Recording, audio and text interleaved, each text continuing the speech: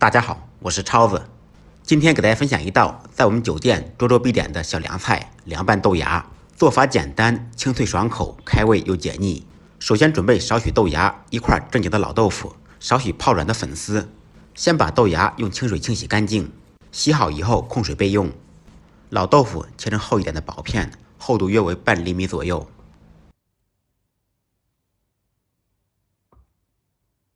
起锅，锅烧热，放入少许油。先用油热面锅的全身，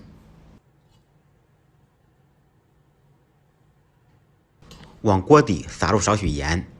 放盐有两个目的：一是煎豆腐不容易粘锅，再一个就是豆腐可以入少许底味。放入切好的豆腐片，全部放进去以后，轻轻地晃动锅，把豆腐晃晕。煎好一面，趁其不备，翻过来煎另一面。安全第一，不要糊到点上。这哥俩似乎提前有所准备，没有翻过面来。我们手动翻面，把豆腐煎至两面金黄。煎好以后，倒出控油备用。起锅做水，放入少许盐。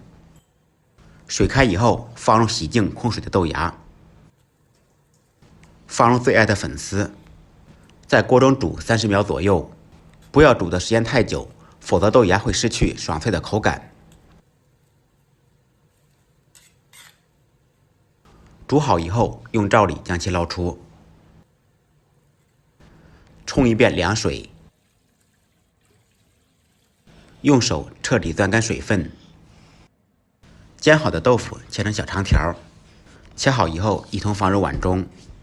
准备几粒大蒜，用刀拍匀剁碎。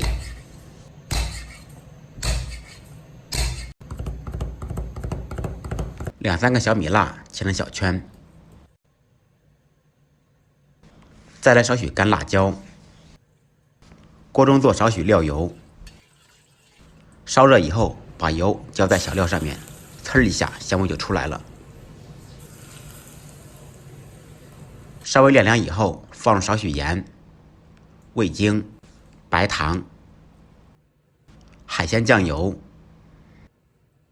香醋或者米醋，少许芝麻香油。用筷子把料汁搅拌均匀。我习惯性的嘬了一口，太香了。调好的料汁一同倒入碗中，